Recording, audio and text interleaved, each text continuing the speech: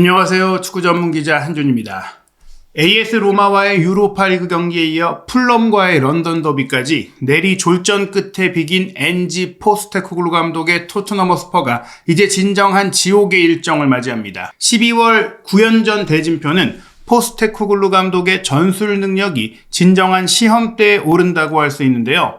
12월 6일 금요일 새벽 본머스와의 원정 경기는 토트넘이 충격적인 참패를 당할 수도 있는 포스테코글루 감독 경질 여론의 분수령이 될 수 있습니다. 토트넘이 이 경기 전략 전술적으로 제대로 대응하지 못한다면 본머스 참사가 우려되는 이유 전술 프리뷰로 분석해드리겠습니다. 2024-2025 시즌 프리미어리그 14라운드가 12월 첫째 주 주중 경기로 펼쳐집니다. 우리 시간으로 12월 4일 수요일 새벽 4시 30분에 입스위치 타운과 크리스탈 팰리스가 가장 먼저 경기를 치르고요. 이어 새벽 5시 15분에는 레스터 시티와 웨스트햄의 경기에서 위트 판니스텔루이 레스터 시티 신임 감독이 데뷔전을 치르게 됩니다. 12월 5일 목요일 새벽에는 4시 30분에 황희찬 선수의 출전이 예상되는 울버햄튼의 에버튼 원정이 펼쳐지고요. 주목받는 경기가 있습니다. 돌풍의 노팅엄 포레스트가 최근 7연속 무승의 늪에 빠진 맨체스터 시티와 맞대결 원정 경기를 치르게 됩니다. 이 경기 노팅엄이 이긴다면 맨시티의 무승부진이 8경기로 늘어날 수 있고 또 노팅엄이 결과에 따라서 5위권 이내로 진입할 수 있습니다. 같은 시간 뉴캐슬 유나이티드와 리버풀의 빅매치도 있고요. 사우스햄튼과 첼시의 경기, 그리고 주중 최대 빅매치로 불리는 아스널과 맨체스터 유나이티드의 프리미어리그 라이벌전이 새벽 5시 15분에 킥오프합니다.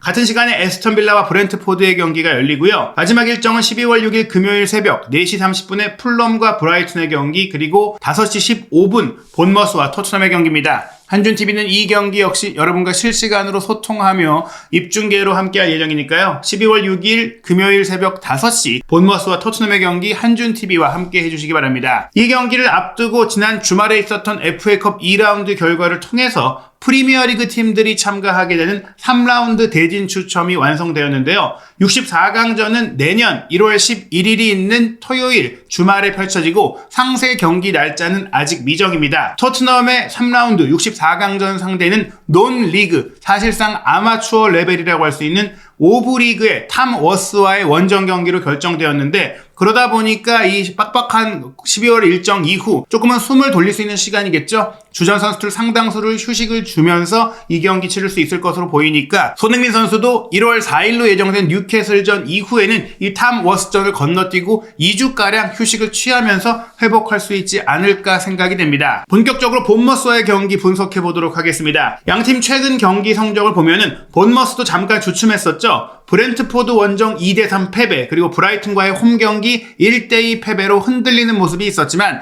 지난 주말에 울버햄튼 원더러스를 상대로 원정 경기임에도 4대2의 완승을 거뒀습니다. 주춤했다고 말씀드리는 것이 그 이전에 계속해서 중요했던 경기들의 승점을 얻었던 결과 때문인데요. 현재 리그 2위까지 뛰어오른 아스널을 상대로 홈에서 2대0의 완승을 거뒀고, 지난 시즌 4위로 UEFA 챔피언스리그에 진출한 에스턴 빌라와의 원정 경기도 1대1 무승부, 그리고 맨체스터 시티를 2대1로 꺾으면서 줄줄이 챔피언스리그 진출에 성공한 강호를 상대로 승점을 얻어왔습니다. 맨시티가 연패의 늪에 빠졌던 그 시발점이 토트넘과의 카라바오컵 경기였지만 그 경기가 많은 로테이션을 가동했기 때문에 프리미어리그에서의 4연패의 시발점이 됐던 이 본머스와의 경기가 굉장히 중요했고, 본머스가 이 경기에서 맨시티의 파회법을 확실하게 보여줬던 것이 많은 팀들에게 참고가 되기도 했습니다. 현재 본머스가 최근 겪었던 2연속 패배 결과로 인해서 13위까지 순위가 내려가 있긴 하지만 승점 차이는 크지 않아요. 토트넘이 7위이고 본머스가 13위지만 토트넘의 승점이 6승 2무 5패로 20점,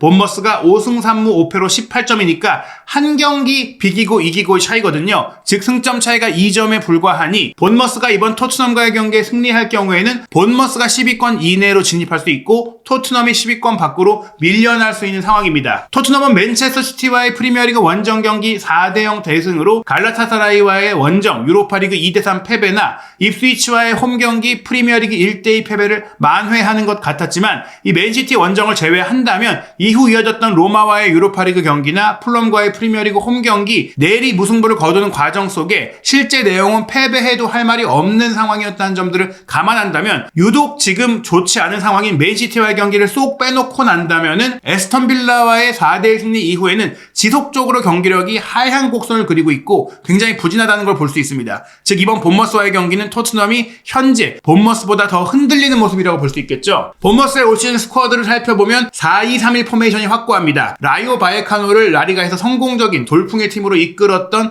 젊은 명장 안도니 이라올라 감독이 지난 시즌 본머스 감독으로 부임해서 전반기에는 조금 헤맸지만 자신의 전술이 정착한 이후에는 거의 유럽 대항전 진출까지 갈 수 있을 정도로 본머스가 프리미어리그에 올라온 이후 가장 좋은 경기력을 보여주면서 각광받았고 그를 통해서 사실 솔란키 역시 최고의 경기력을 보이면서 토트넘으로 거액으로 이적하게 된 거거든요. 솔란키가 팀을 떠났고 수비의 핵심인 로이드 켈리도 팀을 떠났지만 안도니 이라올라 감독은 이 자금, 떠난 선수들을 통한 자금을 적절하게 투자하면서 전력을 유지하는 데 성공했습니다. 이 4-2-3-1 포메이션의 완성도도 높아졌는데요. 우선 첼시에서 자리가 없는 케파 아리사발라가 골키퍼가 임대 선수로 합류를 해서 안정적으로 골문을 지키는 것은 물론 인상적인 후방 빌드업을 통해서 빌바오 출신의 이라올라 감독의 전술 철학이 훨씬 더 잘 구현되고 있습니다. 포백 라인은 스미스, 자바르니, 세네시, 케르케즈로 구성하고 있는데 특히 왼쪽 풀백인 케르케즈의 공격 오버래핑을 통한 사이드 공격이 매우 강력하고요. 두 명의 중앙 미드필더인 루이스 쿡과 크리스트 역시 볼 배급도 좋고 압박도 좋고 득점력까지 갖고 있다 보니까 득점 창출력을 포함한다면은 컴팩트하면서도 창의성을 갖춘 그런 4-2-3-1을 쓰고 있다고 볼 수 있습니다. 최전방 공격수로 브라질 출신의 에바니우송을 배치하고 있고 이선에 빠르고 기술이 좋은 세메뉴, 또 공 운반 능력과 스루 패스 능력, 득점 창의성을 두루 갖고 있는 저스틴 클라이베르트, 그리고 왼쪽 측면에 돌파력과 크로스 패스 능력이 좋은 테버니어가 배치되어 있는데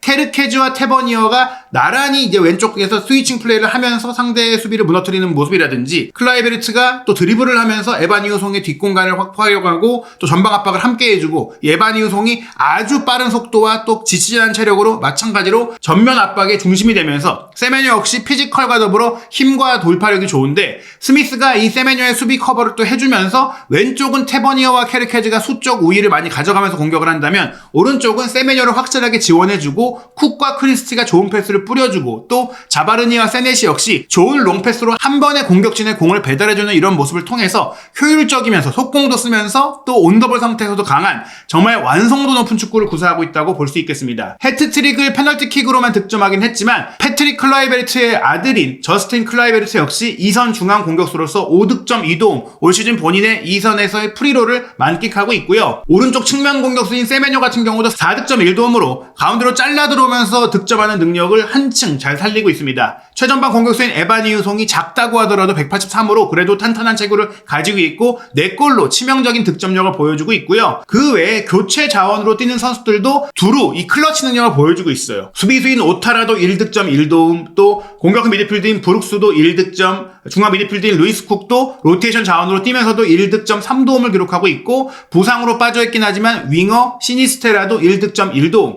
테버니어도 1득점 3도움으로 왼쪽 측면 공격수로서 충분히 공격 포인트를 올리고 있고 왼쪽 풀백인 케르케즈가 1득점 2도움으로 많은 선수들이 두루두루 득점을 만들어내고 있는 것입니다. 말씀드린 대로 지난 시즌 본머스가 워낙 좋은 경기력을 보이면서 도미닉 솔랑키가 6,430만 유로라는 어마어마한 이적료의 토트넘으로 이적을 했고 계약이 만료된 핵심 수비수 로이드 켈리는 뉴캐슬로 떠났는데요. 그 공백을 적절하게 이 솔랑키를 팔면서 얻은 거액의 이적료로 투입을 하면서 스쿼드가 더 강해졌습니다. 포르투에서 각광받은 공격수 에바니우송을 3,700만 유로에 영입했는데 솔랑키의 공백을 확실하게 메워주고 있고요. 리즈 유나이티드에 2,430만 유로를 투자해서 영입한 루이스 시니스테라 같은 경우에는 지금 부상으로 빠져있긴 하지만 출전할 때는 분명히 제 몫을 잘해주고 있습니다. 그리고 라리가에서 굉장히 뛰어난 활약을 보였던 튀르키예 공격수 에네스 위날에게 1,650만 유로를 투자했는데 아직 이 선수는 확실하게 자리 잡지 못한 모습이지만 그래도 교체 자원으로 들어오면서 장신 공격수로서 한 방을 갖고 있는 선수고요. 또 유벤투스 수비수 딘 하위센 선수도 1,520만 유로를 투입해서 영입을 했는데 아직 주전선으로 자리 잡지 못했지만 세네시 자바르니의 센터백이 또 워낙 좋은 경기력을 보이고 있다 보니까 이 선수들을 충분히 휴식을 하게 할 수 있는 자원으로는 충분한 제 몫을 하고 있다고 볼 수 있겠습니다. 지난 울버햄튼과의 경기 4-2-3-1 포메이션으로 경기하면서 클라이브레트가 페널티킥 헤트트릭을 기록했고 케르케즈가 공격 지역으로 올라가서 득점을 했는데 그 외에도 에반 이우송이 페널티킥을 얻어낸다든지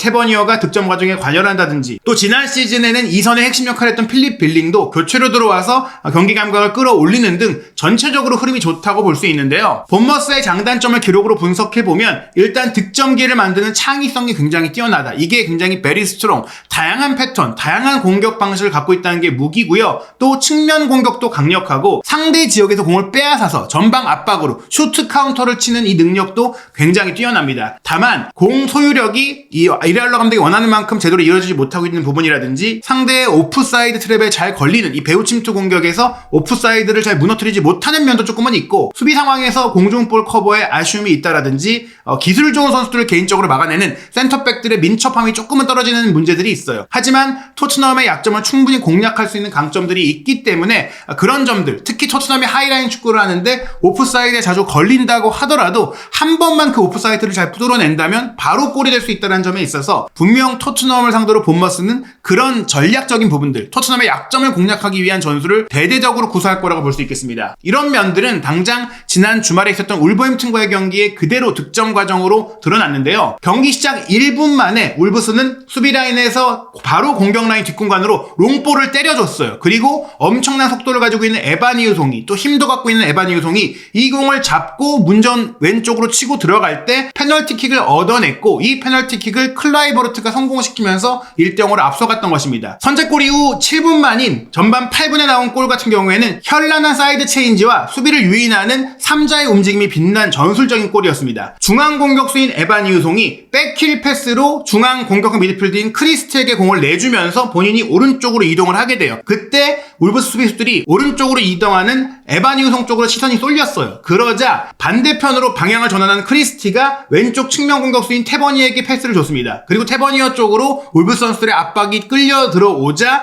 방향 전환이 됐을 때 바깥쪽에서 빠르게 침투해 들어온 케르케즈가 오버래핑했고 그 속도에 맞춰서 테버니어가 밀어준 패스를 케르케즈가 이어받음과 동시에 벼락같은 왼발 슈팅을 정확하게 골문 구석으로 꽂아 넣었습니다. 이 장면은 연계 과정도 좋았지만 물론 케르케즈의 슈팅도 정말 기가 막혔거든요. 그러나 중앙, 우측, 좌측을 선수들이 현란하게 움직이면서 공을 빠르게 이동시키고 그런 과정 속에서 상대의 압박을 풀어내는 준비된 플레이를 통해서 득점했다는 점은 토트넘의 수비 역시 이리저리 끌려다니다가 공간을 허용하면서 실점할 수 있는 그런 상황이 될 수 있겠죠. 앞서 보여드린 대로 하이라인의 그 뒷공간을 무너뜨리는 롱볼 축구와 더불어 파이널 서드 지역에서의 패스 연계까지 좋은 본머스인데요. 게다가 전방 압박을 아주 강력하게 하는 본머스입니다. 토트넘이 골키퍼가 비수마에게 주고 혹은 센터백에게 주고 후방 빌드업을 하는 것을 집요하게 시도하면서 공을 차단당하면서 실점할 위기를 맞이하는 게 너무나 많잖아요. 그 문제가 이번 경기에 크게 드러날 수 있는데요. 울브스와의 경기 전반 15분에는 에반 이우송이 골키퍼 주질사를 압박하면서 공을 빼앗아내기 직전에 사가 공을 걷어내려다가 한 발 늦으면서 이 에반 이우송의 발 뒤꿈치를 걷어차는 상황이 됐고 그로 인해 페널티킥이 주어졌어요. 그러면서 또 한 번의 페널티킥을 클라이버르트가 성공시키면서 3대1까지 앞서 나가게 됐던 것이죠. 앞서 말씀드린 대로 본머스가 아스널, 맨시티 같은 팀들을 상대로도 성공했고 승리를 거뒀는데 그 과정에서 보인 득점 패턴도 우연이 아닌 정말 확실하게 계획된 플레이였습니다. 아스널과의 경기에 2대0으로 이길 때는 70분에 선제골이 나왔는데 코너킥 상황에서 근거리로 공을 짧게 내주고 클라이버르트가 뒤로 툭 밀어준 공을 문전의 모든 선수들이 모여있을 때 바깥에서 달려들어온 크리스티가 왼발 가마차기 논스톱 슈팅을 골문 왼쪽 상단 구석으로 정확하게 찔러 넣었습니다. 이렇듯 선발 선수든 교체 선수든 결정력이 좋고 또 신속하게 이제 3자가 움직이면서 시선을 다른 쪽으로 쏠리게 해놓고 바깥에서 들어온 선수의 슈팅을 논스톱으로 가져가는 패턴은 토트넘이 자주 실점했던 패턴과 맞닿아 있다고 볼 수 있고요. 그리고 77분에는 총공세를 펼치던 아스널의 뒷공간으로 중앙 수비 지역에서 크게 롱패스를 때려놨고 이번에도 에반 이우송이 늦게 출발한 위치였지만 더 빠르게 뒷공간을 잠식합니다. 게다가 키비오르 선수가 빠르게 공을 이제 골키퍼에게 주려고 백패스를 했는데 이 백패스가 살짝 늦긴 했지만 그래도 에반 이우송이 얼마나 빠른지 이 공을 낚아채면서 골키퍼와 1대1 상황을 맞이했고 여기서 골키퍼의 파울이 발생하면서 페널티킥을 얻게 됐고 클라이베르트가 페널티킥으로 쐐기골을 넣게 됐던 것이죠. 맨시티와의 경기를 승리할 때는 왼쪽 측면인 케르케즈의 오버래핑이 빛났는데요. 전방 9분의 케르케즈가 필포든의 수비를 1대1로 완벽하게 벗겨낸 이후 컷백을 줬는데 여기서 중앙 공격수인 에바니우 송이 수비수들을 마치 본인이 슈팅할 것처럼 움직이면서 끌어낸 이후 공을 흘렸고 흘린 공을 오른쪽 공격수인 세메뇨가 블라인드 사이드에서 슛 들어와서 이어받고 터닝 슈팅으로 마무리하면서 완전히 맨시티 수비에 허를 찌른 골을 넣었습니다. 그리고 총공세를 펼치던 맨시티의 뒷공간을 64분에 역시나 빠른 속공으로 한 방의 패스로 무너뜨리게 되는데요. 왼쪽으로 이동한 공격수 세베뇨가 뒷공간으로 빠져든 케르케즈에게 전진 패스를 줬고 케르케즈가 빠르게 오버래핑에 들어간 이후 올린 크로스 패스를 달려들어온 에바니오송이 슬라이딩 슈팅으로 밀어넣습니다. 여기서 또 하나 흥미로운 게 처음에는 클라이베르트가 왼쪽, 에바니우송이 오른쪽에 있다가 둘이 X자로 스위칭에 들어가면서 클라이베르트가 수비수들을 유인하면서 그쪽에서 공을 흘려내고 에바니우송이 슈팅해서 프리하게 골을 넣은 겁니다. 이렇게 역습 과정에서도 움직임의 변화, 위치의 변화를 통해서 상대 수비를 현혹하는 준비가 잘 되어 있는 팀이 본머스라는 거예요. 지난 주말 울브스와의 경기 실점한 장면들을 보면 물론 본머스에게도 약점은 보입니다. 오른쪽 측면에서 전반 5분 벨레가르드가 올린 크로스를 장신 공격수 라르센이 압도적 높이로 정확한 헤더 슈팅을 연결하면서 1대1 동점골을 넣었었고요. 맨시티를 상대로 본머스가 2대0으로 이겼는데 한 골을 만회했던 맨시티의 공격은 82분에 귄도안이 올린 크로스를 수비수인 그바르디올이 헤더 슈팅으로 연결하면서 득점한 바 있습니다. 코너킥 상황에서 뒤로 빼준 공을 한 번 더 뒤로 빼주고 그 다음에 서 있는 상태에서 모든 수비수까지도 전진해 있는 상태에서 골을 넣었던 것이니까 토트넘도 이런 패턴으로 공중볼을 활용해서 솔랑키라든지 혹은 공격에 가담한 드라고신이라든지 이런 선수들을 통해서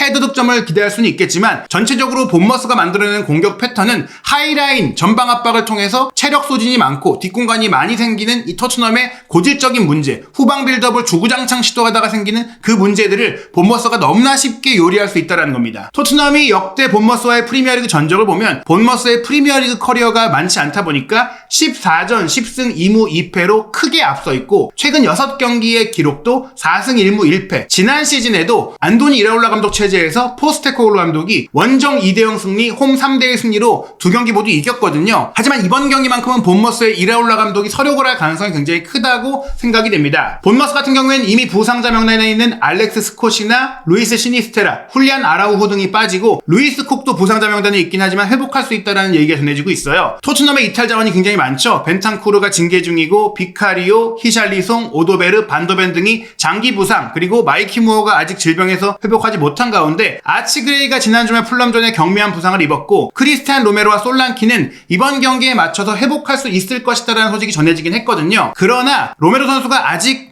이 경기를 무리해서 뛸 필요는 없다. 드라고신과 벤 데이비스가 최근에 굉장히 좋은 경기력을 보여주고 있기 때문에 포스테코글루 감독이 이번 경기까지 드라고신, 데이비스의 센터백 조합을 유지할 거라고 생각이 됩니다. 다만 공격 라인은 지난 풀럼과의 경기에 급격히 체력적으로 안 좋은 모습을 보인 존슨이 쉬고 지난 경기에 휴식을 취한 클루세프스키 후바에 뛰긴 했지만 그래도 출전 시간이 조율이 됐죠. 그리고 독감 문제로 빠졌다, 부상이 아니었다 이렇게 알려진 솔랑키 같은 경우도 이번 경기는 본인의 친정팀을 상대로 선발 출전이 가능할 것으로 보입니다. 손흥민, 솔랑키, 클루세프스키의 3톱에 메디슨, 비수마, 사르가 3미드를 구성할 것으로 전망이 되는데 클루세프스키가 오른쪽 측면에 갔을 때 아쉬움들이 있긴 하지만 사르가 이 미드필드의 뒷공간을 차지해준다면 사르가 사이드 플레이를 조금 해주면서 클루세프스키가 안쪽으로 들어오고 그러면 메디슨도 안쪽으로 들어오게 되는데 이럴 경우에 손흥민 선수가 너무 사이드 플레이를 하게 되는 아쉬움들이 있을 수 있지만 적절하게 메디슨과 손흥민 선수가 사이드를 좀 나눠 가지면서 뛴다면은 손흥민 선수에게도 기회가 올 수 있지 않을까 생각이 됩니다. 하지만 포스테코글루 감독이 이 동선을 정리해주지 못한다면 본머스의 공격 위협에 흔들리는 것은 물론 손흥민 선수까지 또 고립되면서 처참한 패배를 당할 수 있는 위험이 있다고 볼 수 있겠습니다. 이 경기 후스쿼드닷컴 역시 본머스가 2대1로 이길 거라고 전망을 했는데요. 본머스가 지난 토요일 울버햄튼과의 경기 4대2로 승리하면서 연패를 끝냈고 또 아스널, 맨시티와의 경기를 포함해서 홈 최근 4경기 중 3승을 거두고 있는 부분들, 홈에서 특히 강한 모습들이 인상적이고 토트넘 같은 경우에는 특히 원정 경기에서 올 시즌 좋은 성적을 못 내고 있다는 점에 있어서 본머스의 승리가 유력해 보인다고 평가되는 것입니다. 유럽의 주요 스포츠 베팅 업체는 본머스 승리의 평균 배당률을 2.63배, 무승부 3.90배,